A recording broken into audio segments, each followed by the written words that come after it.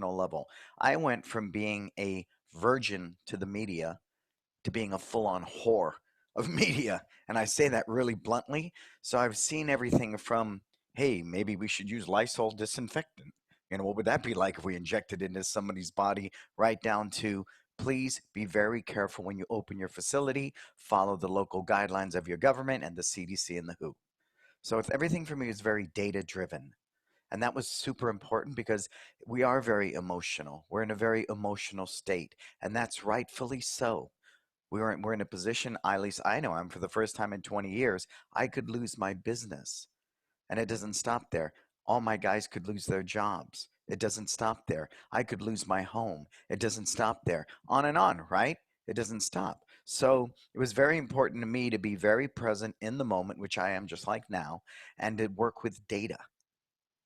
So if I can encourage anything to you just on a human level and a business level and a school owner level, simply focus on data. Now, the argument is, well, the data is changing all the time. I understand that. Then we must pivot. We must adapt. We must change when the data changes and embrace that. We knew even before this happened, we've all heard the saying that change is the key to success. Is it not? Yeah. Huge, right? So I embrace change as something that is acceptable. Change is vital to my success.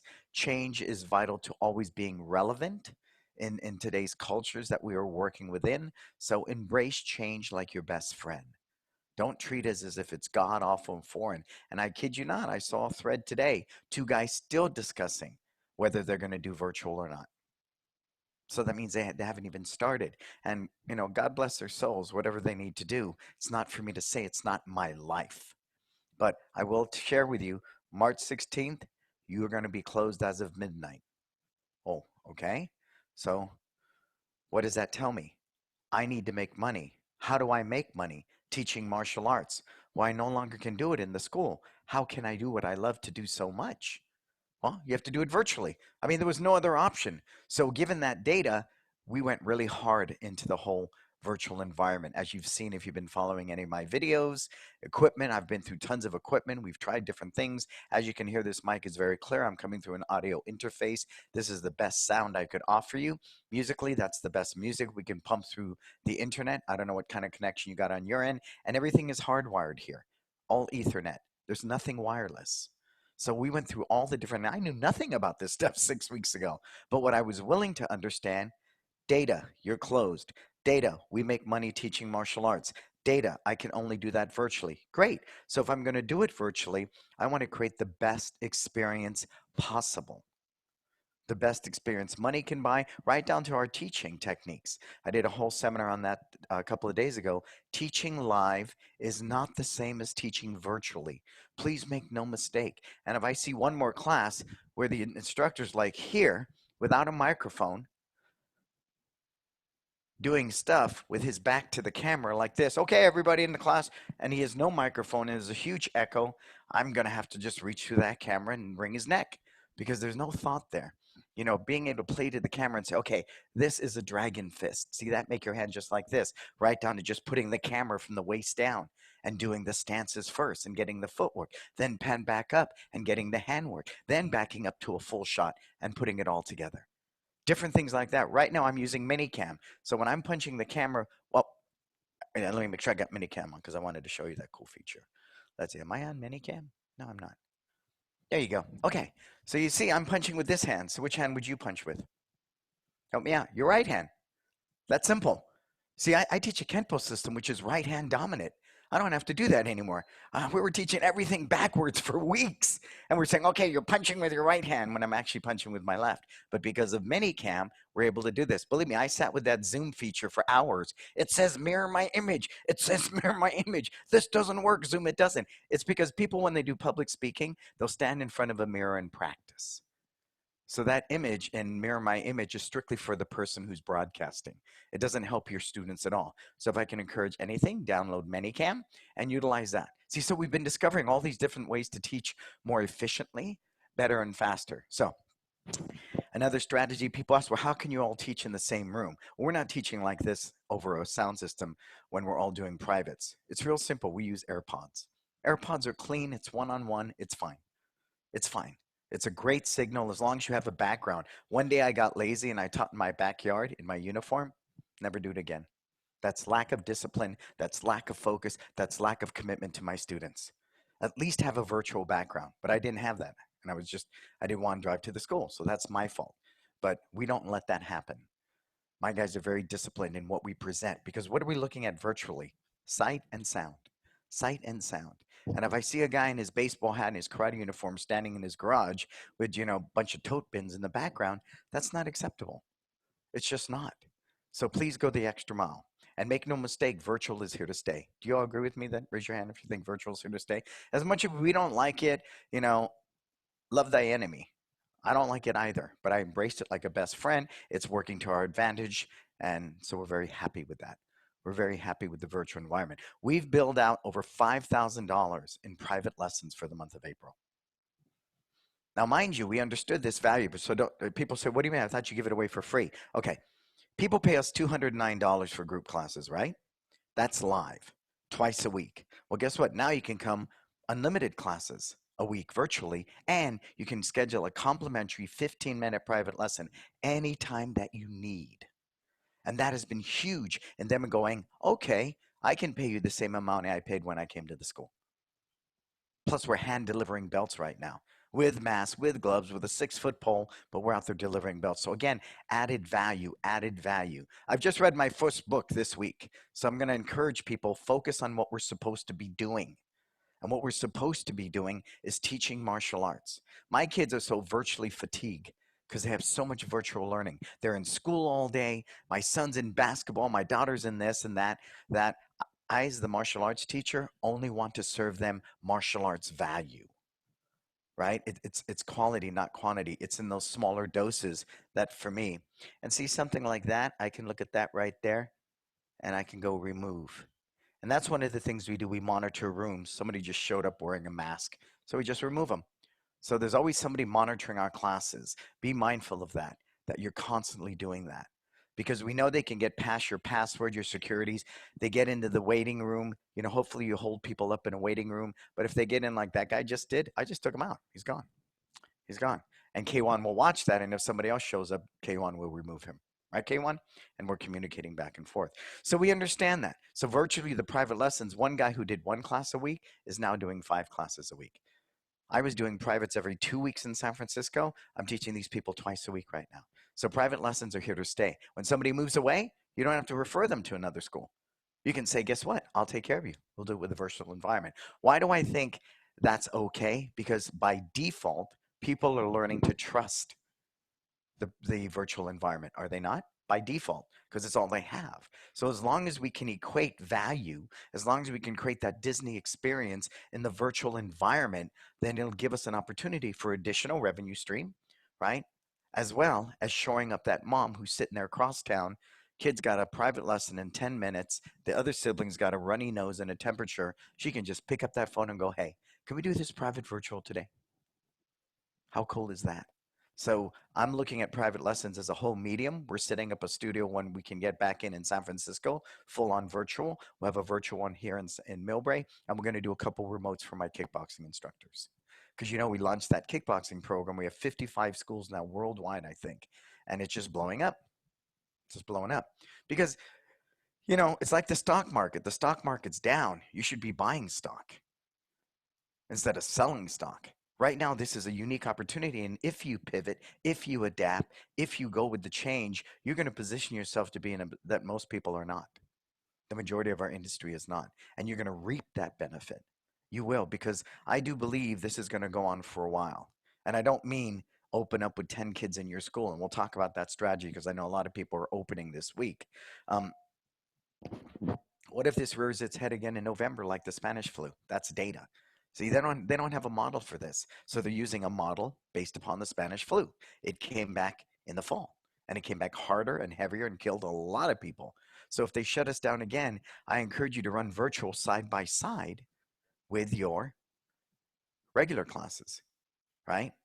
And all I'm telling people is I want to be open too. I just don't want to get open and then somebody gets COVID-19 in my school and then I'm screwed for a long time. Not a week, not 2 weeks. The whole stigma that my school was unsafe, we didn't take precautionary, we opened too early, yada, yada, yada, yada. And it's real heavy here right now. The politics are more divided than ever. First Amendment right, I want a haircut, to the guy that's going, dude, you should really think about not opening. So there's two schools of thought, and I don't think anybody's right or wrong. I'm just saying whatever you reap, you sow. Whatever choices you make, you'll deal with the repercussions. And please don't get me wrong. Rent is Millbrae is 15K. San Francisco is 12K. I want to be open more than anybody, but I want to do it right, and I want to position myself in the community as a business that cares, a business that does the right thing because that has longevity, that has sustainability, that'll get you through this and other things. Cool? We're all good on that? All right, so the strategy. How many of you are opening this week? Raise your hand if you're going to open this week. Some people are still open. Adam's not. Okay, good. Right? So, but if you are, just everything with me is about the Disney experience, right? And if you read my stuff in the Disruptor group, all those different files I post, I literally put myself into the consumer's position. So I'm the parent. I drive up to the front door. My kid gets out of the car.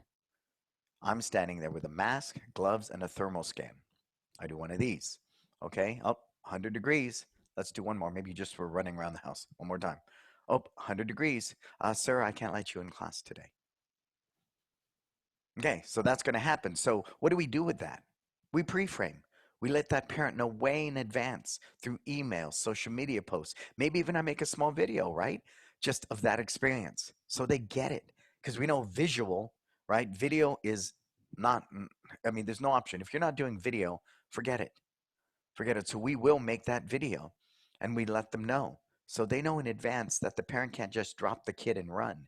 They need to wait at the curb. We take the temperature. If they're cool, we let them in. If they're not, come on, smart people. What are we going to do with that? If we can't let them into the school, and raise your hand and I'll unmute you. K1 will unmute you. What are we going to do if they test 100 degrees and we have to send them home? What are we going to do? Go to Jason, K1. Unmute Jason, please. Go ahead, Jason. Um, Let me make we sure would I can have hear you. I want to hear you. Let me move that over. uh, Okay, go ahead. have somebody outside with them, about 10 feet apart, doing maybe a private lesson while mom come back. Yeah, if Or mom's not there, see, but we're already going to pre-frame them, Jason. Mom will be there. okay, Mom will be then there because if, realistically, if if we can run with 10 people in our facility, 7 will be students, 1 will be the instructor, 1 person's at the front door outside monitoring kids, lining them up. The third person is cleaning because we have to clean between every class. We're aware of that, right? We have to clean between every class. So I physically can have 7 kids in my school at one time. And it doesn't matter how many square feet we have from everything I've read up to this point. We're fighting that. We're trying to say, hey, but we have more square feet. We should be allowed more people than someone with 1,100 square feet. But right now, because of the parameters, they're just saying this is the rule. yes, This sir. is the rule here in the United States. So let's go a step further, Jason. I would immediately Do a look 15 at minute mom. virtual. What? I would tell them we have a virtual class, or virtual private ready for them whenever they get home. There you go. So you can do the virtual makeup class online and schedule that virtual private, and we'll take care of you for the inconvenience today, ma'am. See, we take accountability. I'm not going to say, why'd you bring your freaking kid to me with 100 degrees? I'm not going to do that because it's very sensitive to begin with. So what we will say is, "Oh, ma'am, I'm really sorry. But we've tested him twice and he's at 100 degrees. So we're going to have to need to send him home. But I tell you what, I'm going to send you the link, book it through the app, blah, blah, blah. Get that private lesson and do a virtual makeup class." That's why I think having, when we finally start opening, our virtual schedule is going to stay full. We're not changing it at all at all. We're going to bring in more people to start working, but that virtual stage will stay solid. And if I have to move all these studios out and put them in people's homes so we can get 7 kids and 3 instructors, we will. We will. But we want to be ever, ever mindful that out of, let's say, hypothetically, I have a Monday, Wednesday class at 4 o'clock, 30 kids in each class. How many of them are realistically going to want to come back? Maybe half, so the polls, and I would do that right away. If you're anywhere near opening, folks, I would immediately poll my parents and say, hey, they're saying that we can open. and we're trying to, gather all the data we can. How many would come back if we were opened on this date? And from everything I've heard from school owners, it's about 50% will come back. So now instead of 30 kids, I'm dealing with 15.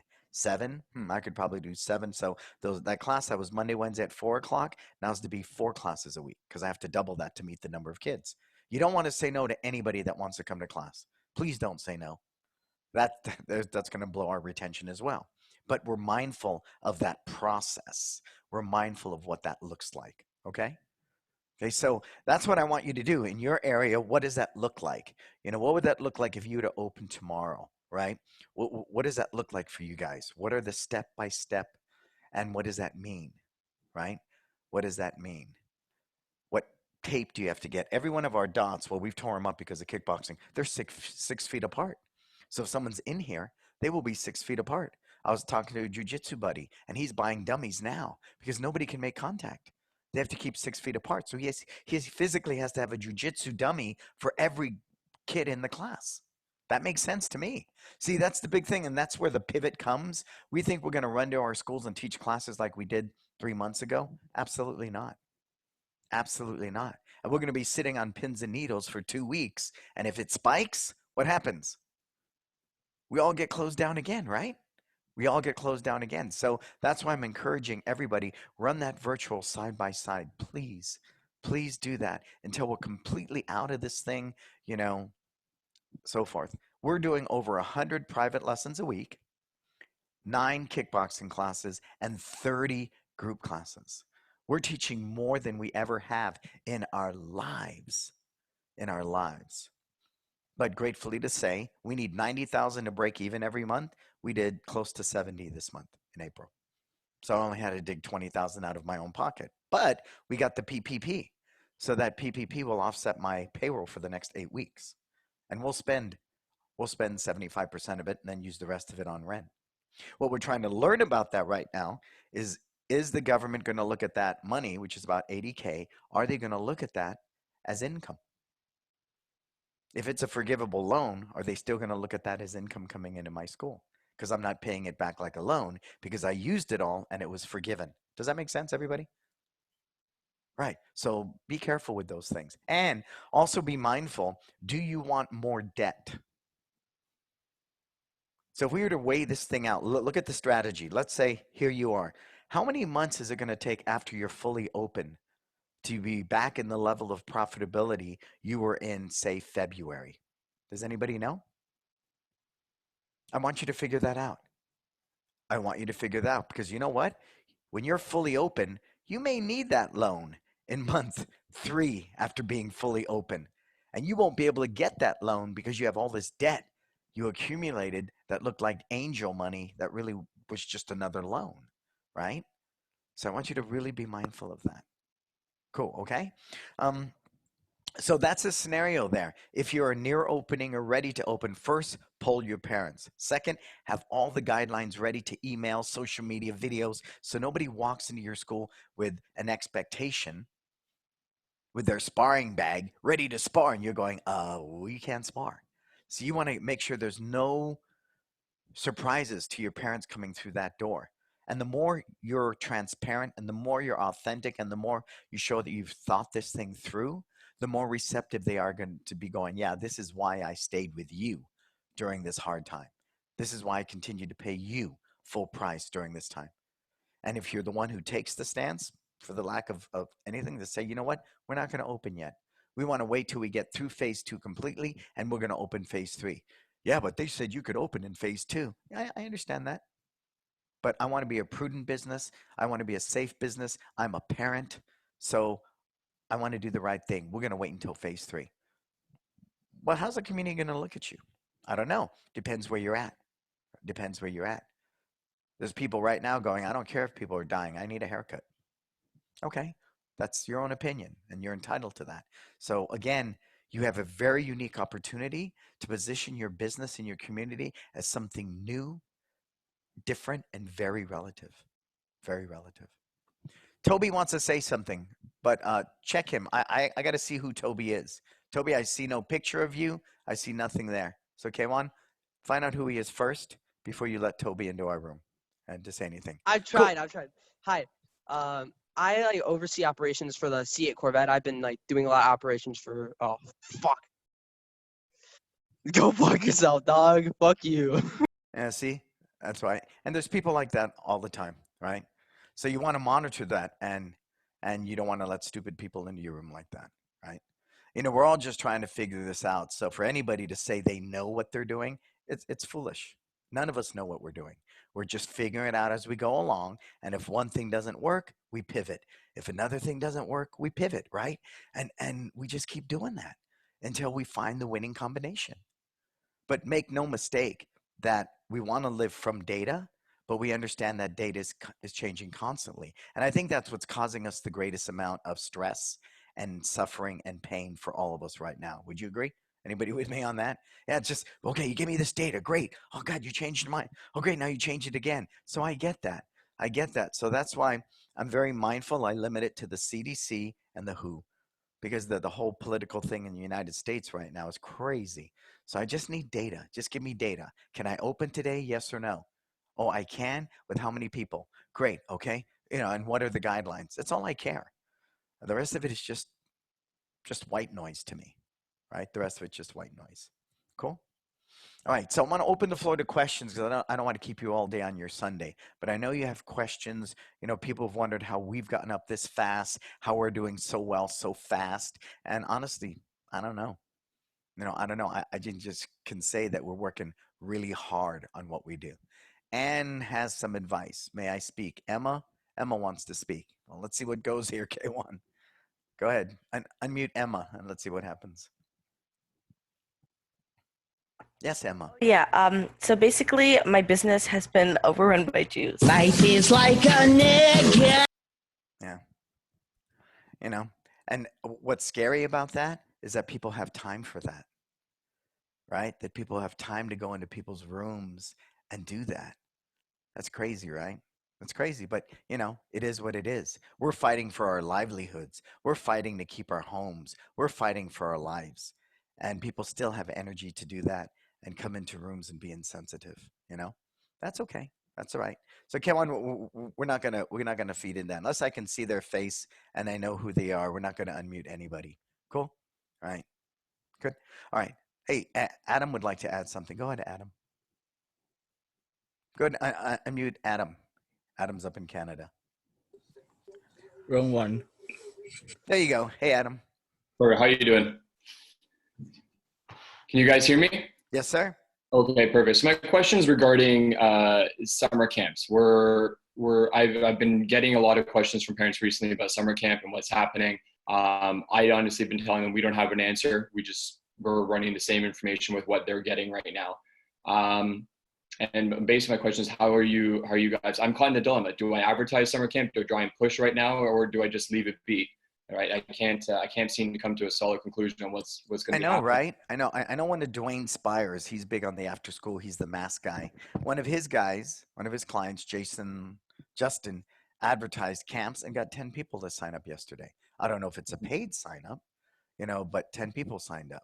Because what's going to happen is if they give us a green light and these parents need to rush back to work, they want to be in position, right? But here's the challenge with that. We pre-sell camps. So we have, close to $100,000 of pre-sales, and we've already sent out emails saying there is absolutely no way we can refund that money. There is no way. We can credit it to a birthday party. We can credit it to, future martial arts classes. We can credit it to future camps, but we are just not in the financial position to give that money back. And that's it. But we're doing this now. Right now, we're sending out that email and connecting with all our campers so we don't drop this into our parents' lap. Mm-hmm. Man, Okay. I mean, that's the best we can do. Do I recommend promoting camps? I don't know. I think it depends upon your area. I know here we don't even have a tentative open date. So, yeah, neither do we. Yeah, so I don't know if that's a good thing. I heard the middle of May, they're considering phase one. The middle of May, they opened up a couple of golf courses here. They opened up a couple of beaches here because we've really done well, with flattening the curve in California. But we have a lot of people here. So for that to spike really quickly could change. And then, so I heard something really great from Min yesterday in the My Studio happy hour, where she said if they do open camps, they're considering, instead of doing all day camps, right, to allow, so they don't, cheat anybody out, that they'll do 4 hour camps, 4 hour segments. So maybe 7 to 11, clean up and everything, 11:30 to 3:30, and then do one from 4 to 8. I don't know what that looks like, but I could see that too. But I don't know what value that would be to the working parent if they physically need to go somewhere for 8 hours, right? If I'm a stay-at-home parent that can work from home and you give me 4 hours of that day, I'll take it. I've been with these kids for months, so I'll take that. So, but I like Min's strategy and the fact that what she's saying is, um, you know, we want everybody to enjoy our camp, so we can't have more than 10 kids here at a time. So we have to split that up into smaller sections and maybe do a Monday, Wednesday, Friday, right? And then at least you're giving them something versus nothing. Right? But like what I agree with too, which was something we've learned and we learned from Harvard when we were there a year or so ago, is go through every scenario. Go, what does that look like?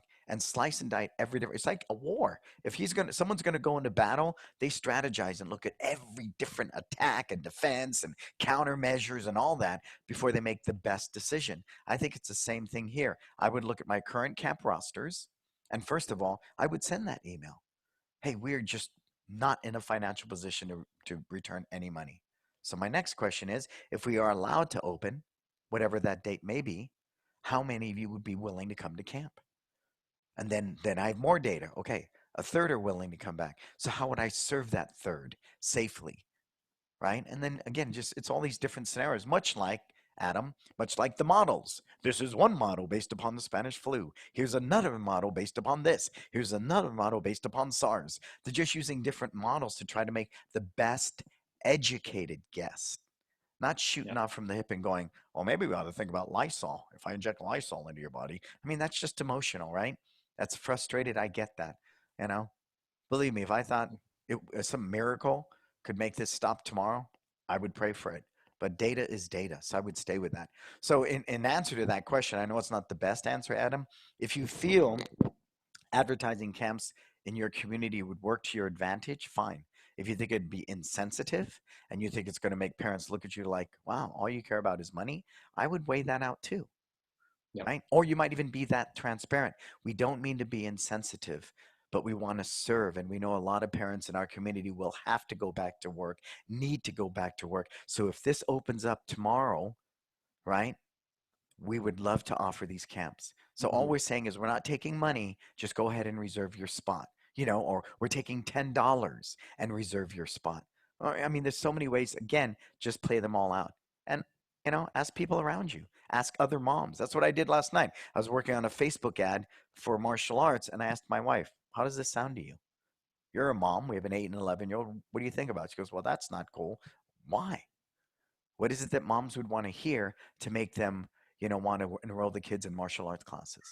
And we came down to, you deserve quality me time. Enroll your kids in life skills, martial arts, and put your feet up for an hour. And that's fundamentally what I wrote. It's much better than that. So again, I want to gather data from people that are my consumer, are my demographic.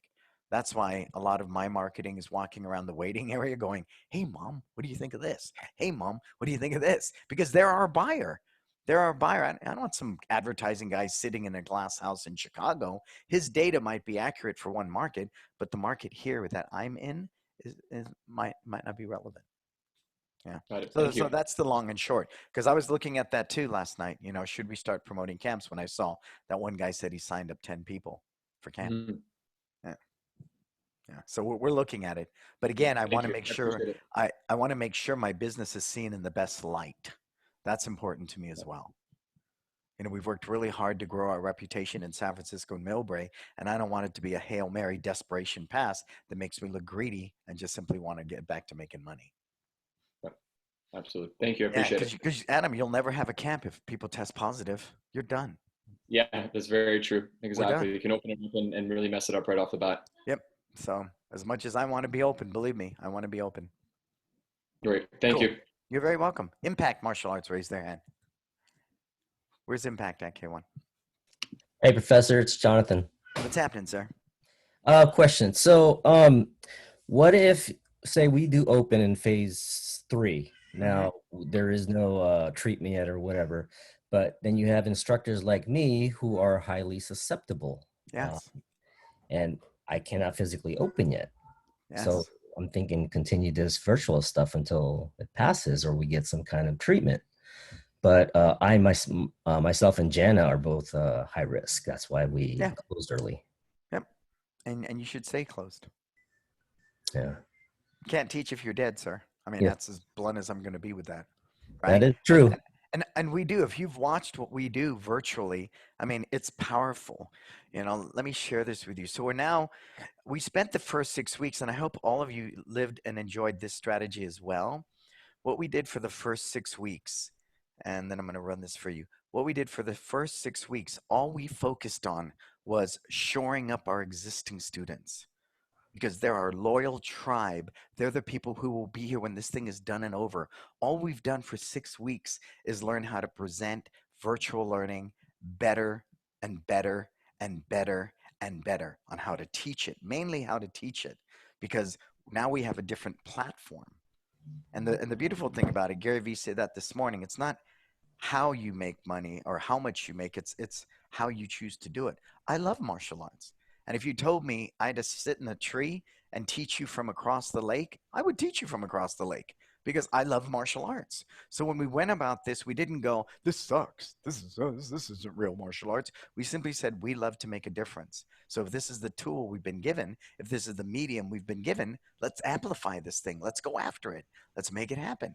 And I believe we've done that. So we've shored up our students right away. And this is what was brutal. In Millbrae, this location, we lost 70 people in 2 weeks. Crazy, right? The first 2 weeks of March. I can gratefully say in April, we've only lost 20. Pretty cool, right? Pretty cool. And we've generated $5,000 in private lessons on and on. San Francisco, similar numbers as well. So now that we feel we're serving our existing student base at the highest level, we're now going after the virtual market. So this is what we just produced, editing skills from David Bamber.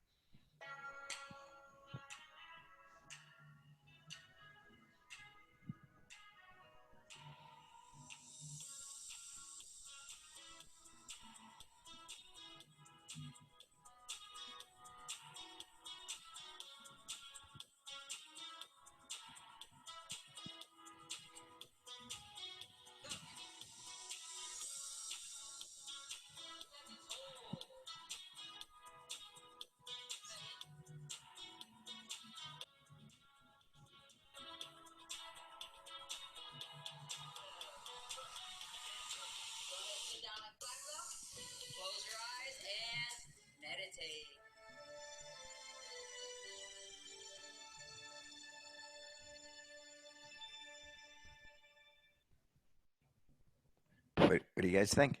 Cool? That's pretty Yeah? good. Right. Awesome. And it's on point because David Bamber is very cool. He works with Chris Rodriguez. David Bamber, very good man, very cool, but he got it. He got it. You see, it's very obvious that's virtual learning, is it not? Instructor, the screenshots, instructor, the screenshots. But what we saw, which was important for me, was the belts at the end and the graduation that were about, you know that. I mean, what's retention 101? If my kid's not earning his tip and he's not earning his belt, he's not progressing, I quit. You're not doing your job, correct? So we still want to communicate that quite fluidly. So the imagery, there's no way you can mistake in that imagery that we don't do virtual learning.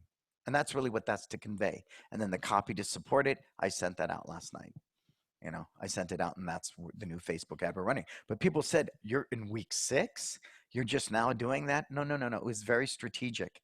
We wanted to make sure we were doing everything to take care of our existing student base first. And that was the most important thing for us. And that's why we have 6 stations now. We just set up another one.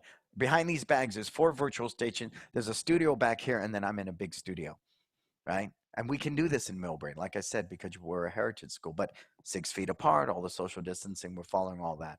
But we wanted to make sure our existing student base was happy first. And the next commercial, all through social media, will be us delivering belts. That whole thing. right? Tons of footage of that. Mask, gloves, 6-foot stick. We finally got a little table to put it on so we can stand back, on and on and on, on and on. I didn't deliver all the belts. I delivered 4 of them because we needed social media footage.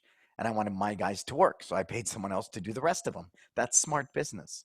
That's smart business, right? Because I need to strategize. But that commercial was very strategic. Do you see the elements? What I got from Chris and David was show the establishing shot first. Show them you're not just some fly by night, online course. That's why the first shot you see is the opening of our building. So they recognize, oh, they are a legitimate business in the community. And guess where my advertising is saturated? Here. I mean, sure, what does it help if I get somebody in New York? Okay, I might get them into private lessons after, et cetera, et cetera. But I still understand, and I'm sure you agree, if I stand in a group class with 30 kids paying $30 a head, that's $900 for 45 minutes, is it not? Right. If I teach a private lesson, I'm top dollar, that's $180 an hour. That don't cut it. That does not cut it for the level of revenue we want to generate. So yes, the virtual 15-minute privates are great. We're always going to keep those. Because if I'm in a regular group class now and this kid's not going to earn his tip, you know how easy it is to lean over the pony wall and go, hey, Mom, I see he's having some challenges today. Please go ahead and book that 15-minute virtual private. We'll take care of him. Because I don't want a guy between class to be trying to do this pseudo quick 15-minute private between a class. I want him to take his break, use the bathroom, get water, get the next class ready, right? And we don't have gaps between our classes. So even more the reason I don't want an instructor facilitating a 15-minute private because this kid wants his stripe now and he's frustrated. So now with the virtual, we're always going to have the 15-minute virtual privates. Always. Always. And they're always going to be free. They're always going to be free as added value because I believe that's going to bring people back in. They never had that value before. They never were allowed that. So to have that in their pocket, it's a beautiful thing. Next question. Everybody's good? Yeah? Yeah? Everybody holding on? Yeah. If you have a question, ask it. You guys are here because you're concerned. You're here because it matters to you. You're here because you're trying to pivot. You're here because you're trying to survive. And I get that. And that's why I'm here too. We're doing a little bit of different things, but I can gratefully say, we're on the high end. Our bills are really high, right? They really are high in San Francisco. And the fact that I'm still open and I've got enough to sit back for another 6 to 7 months, we're planning well. We're planning well because I really don't believe things will be back to normal for a couple years. People are always going to have a fear. They're going to be looking over their shoulder. When's this thing going to come again? Is it going to come again in the fall? Blah, blah, blah. So I think it's very important that you invest in the virtual learning environment and you make it a priority and make it part of the new norm. I think it's really going to be a big. Yes, Adam. K1, can you unmute him, please?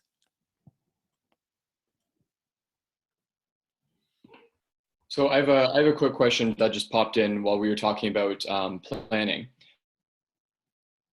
out your long-term plan. You mentioned it's going to take a while for it to come back again. Mm-hmm. So I'm assuming even if we can get the doors open and you can run 30 kids in a class again, it's going to take mom and dad, I don't know, a 12-month period, a 2-month period. Like how far out do we plan it's going to take before they feel comfortable to be coming back again and actually getting new I insights? honestly believe once there's a vaccine, that is safe. I really believe that. Because if there's a vaccine, much like the flu shot, and we know how many people die of the flu still every year, but people are comfortable with that because there is a vaccine. They can take their kid to get a flu shot every year, right? So they're okay. They're okay with, being in a room with someone with a runny nose, especially us with kids. Us with kids, folks, take a moment and think about that. How many times normally would you sit in a room and some kid's got green boogers coming down his face and you tell him to go wipe his nose? That was cool, right? We were able to do that easily. Not anymore. Last night, my daughter was running a slight temperature. But because of all the media, what's the first thing went into my mind? Oh, does she have COVID-19? Right? You can't help it. You just can't help it. So that's going to be part of the new norm too. It really will. So again, I really believe having the virtual learning is going to be powerful. It really is. Because now that parent will feel responsible to say, you know what? Hey, we're not going to make it to class today. Johnny's got a slight temperature and a runny nose. And we'll go, that's okay. Can we have him do one of our virtual classes online as a makeup? And you know what?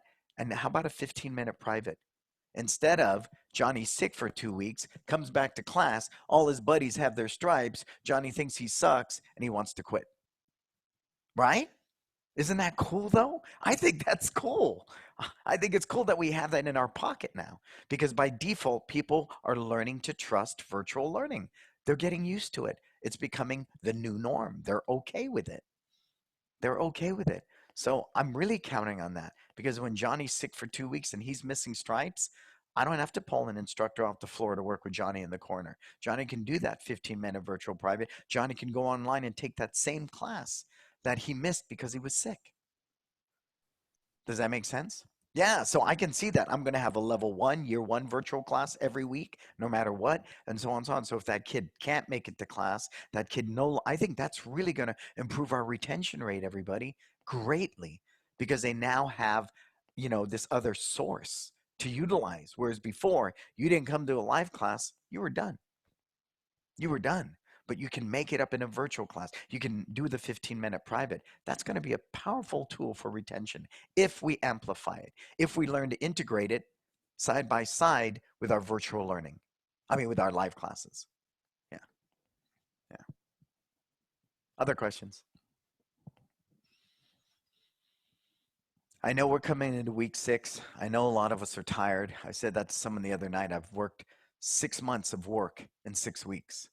I'm up every night till 2 a.m. strategizing, writing email copy, figuring things out. What's our next move? It's like a chess game, but we're not playing chess. It's like, what the heck? You're changing the rules on me every move. And that's okay. We're warriors. I think I'm feeling very hard, though, for people that are talking bankruptcy, people that are just pissed off. All of it is real. And believe me, I've talked to a bankruptcy lawyer. If that's worst case scenario, see, that's good business though. If you're a smart business person, you look at best case scenario, you look at worst case scenario. You have to. That's how you take precaution. That's how you weigh things out. My home is protected. San Francisco is a different entity than Millbrae. And so if you've lumped all your businesses together, I highly don't recommend that. Never, never, never, ever. So even though we have multiple locations, they function completely separately on paper. On paper. So if San Francisco goes down, Millbrae's protected. Millbrae goes down, they can't touch my house. On. And all those things are put into place because it's smart business, right? It's just smart business. So if you have a unique opportunity here also to educate yourself on a much different level. And if you've caught yourself, man, I didn't do that. Oh, I didn't do this. Oh, I should have done that. Don't beat yourself up. What I would encourage you to do now is get the education that you need moving forward. That's going to help you bridge the gap between being a great martial arts instructor, which is one skill set, is not the same as being a great small business owner. That's a different skill set, right? And there's a different skill set to being a great entrepreneur. They're all different skill sets. And I've heard many school owners, you might have said this yourself at times, yeah, I just want to teach. I'm really good on the mat. It's off the mat. I have challenges. Well, that's your own damn fault. Become good at it. I want to sit toe-to-toe with my lawyer. I want to sit toe-to-toe with my bookkeeper, toe-to-toe with my financial guy, and at least be in the same room. I need that, right? Because I've got money that's out there, and I want to make sure that it's being moved right and handled right. So it's okay, and I've felt that a lot from the school owners I've spoken to. They're beating themselves up about what they shoulda, coulda, woulda. But worst case scenario, you file bankruptcy and you open again somewhere else. And when I sat at Harvard last year, and this professor, said bankruptcy was developed, we fundamentally call it a do-over. It's a do-over. How many times has the President of the United States filed bankruptcy? Does anybody know? I think it's been 4 times in his life, something like that. You can Google that. Bankruptcy is a do-over. So let's go worst case scenario, you guys. Worst case scenario. You make the fundamental decision that financially I got to stop the bleeding. I'm going to file bankruptcy, wipe my slate clean, and I'm going to open again. Rent's going to be cheap after this thing. Rents are going to be cheap everywhere after this. So if that's the worst case scenario, then put it in your back pocket and move forward. And that's why I spoke to people, because I wanted to know, what's the worst case scenario? Worst case. I would go bankrupt. I would keep my home. I would cash out all my 401ks, right?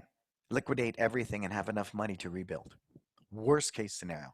And that's not going to happen. But do I know what the worst case scenario is? Yeah, and I've played it out, so I'm okay with it today. Because I know if that's the worst, then I'm still surviving. I'm still going to be able to open again, and I'm good to go, right? Worst case, worst case. And you should know that as good business people. All right? Any other questions? Nothing? Raise your hand if you got one. Okay, so week 6, what are we going to start doing now? We're going to make sure we're teaching at a level 100. We're going to make sure that the virtual experience is equal, if not better, than live classes, because that's all the kids have, right? We're going to make sure we get people to their tips on time. We're going to make sure we get people to their belts on time.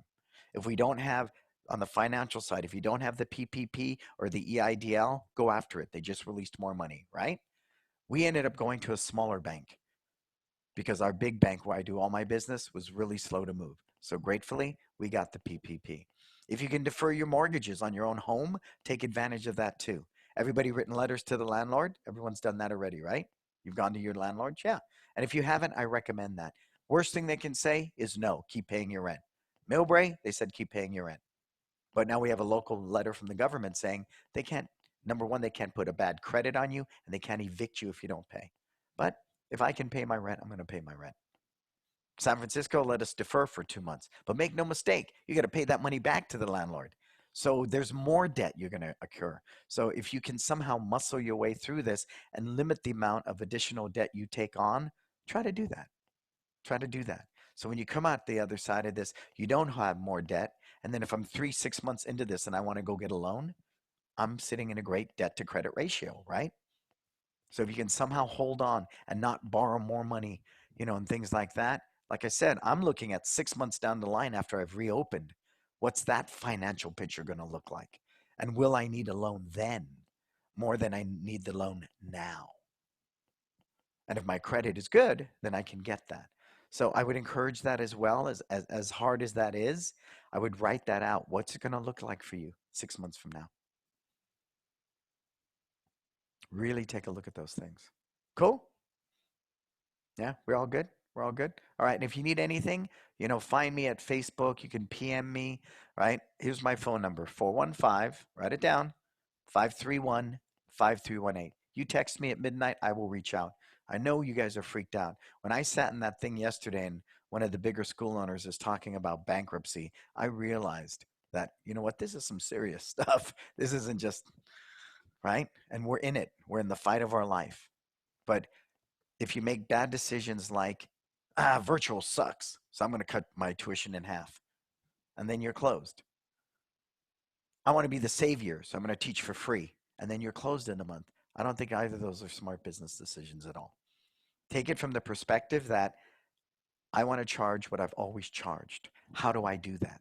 What value do I need to add? Is it reading a book? Is it virtual parents' night out? What is it that my demographic needs? And for me, what they need is life skills, which nobody else is offering them. My son takes 3 or 4 virtual classes, is the life skills, and definitely the fitness that the martial arts offers and the downtime for the parent to not have to deal with the kid for 45 minutes. So that's why we kept our classes what they were, 45 minutes. Everyone said, well, I went online, I did 30 minutes. No. If anything, do more. Add value to that. Add value to that. And that's been huge for us. Huge, huge. Cool? All right, everybody, thank you so much. I'm Brannon Beliso. Stay safe, stay healthy. Reach out to me as needed. All the free virtual stuff, K1, give that to them. Everyone saw our virtual coloring sheet? You guys have seen that? Everybody saw that? Take advantage of that. This one. We use this for belt testing. They color in the stripes as they pass them in class. When it's all done, they color in the belt. They send it to us at support1martialarts.com, and we use that to be able to track their belt testing. And it's free. It's free at kidslovelifeskills.com under the virtual materials. There's virtual badges and stripes and belts you can award people online, and that'll help you a lot. Cool? All right, I'm going to finish cleaning. That's what I get to do with my Sunday. I'm going to finish cleaning the school. But I've been spoiled. I've had janitors for 15 years. And cleaning is very therapeutic. If you want to feel better right now, go to your school and clean it. And if you're allowed to do that, right? Thank you so much, everybody. Have a great Sunday. God bless.